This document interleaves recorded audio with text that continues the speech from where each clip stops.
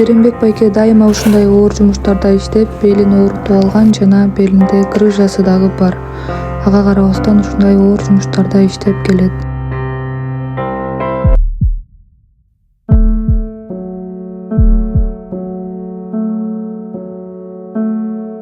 Жумуш учурунда белин кокустатып алган же чыгарып алган учурлары көп болот.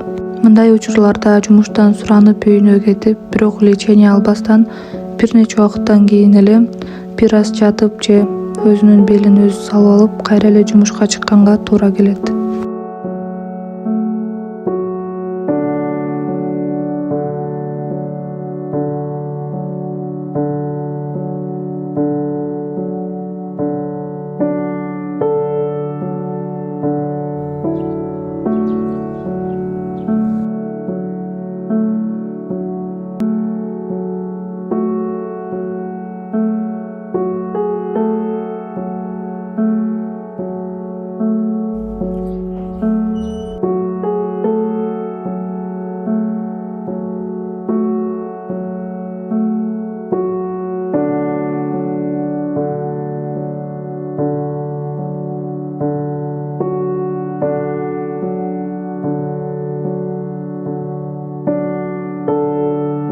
Кыздары кичинекейинен эле атасы ооруп калганда карашып, дары-дармегин берип, белин ушалап, тебелеп, колдорунан келген жардамын көргөзүп, дайыма жанында болушат.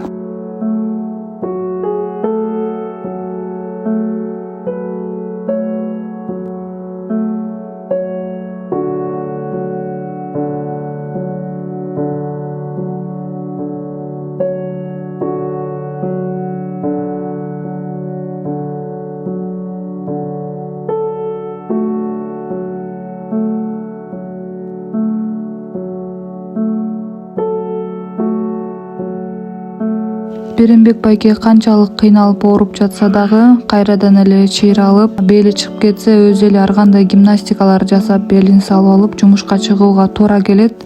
1-2 күн эле иштебей калсам, продукту түгөнүп, ачка калган учурларыбыз болгон дейт.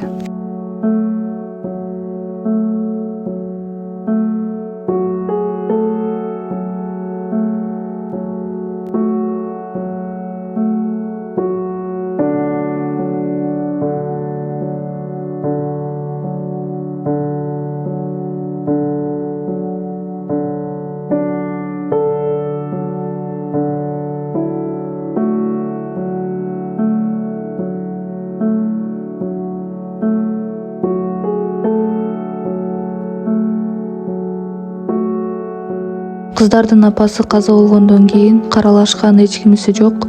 Кыздарын ушинтип жалгыз эле квартирага таштап, өзү иштеп багып келген. Кыздары үйдө жалгыз болуп, коркуп калган учурлары жана ооруп калган учурлары аябай көп болгон. 1,5 жыл ушинтип карагандан кийин гана экинчи турмушуна үйлөнгөн. Кыздарыма татыктуу тарбия берип, эч нерседен кем кылбай чоңойтсом экен деген ойлор Беримбек байкени кыйнап келген.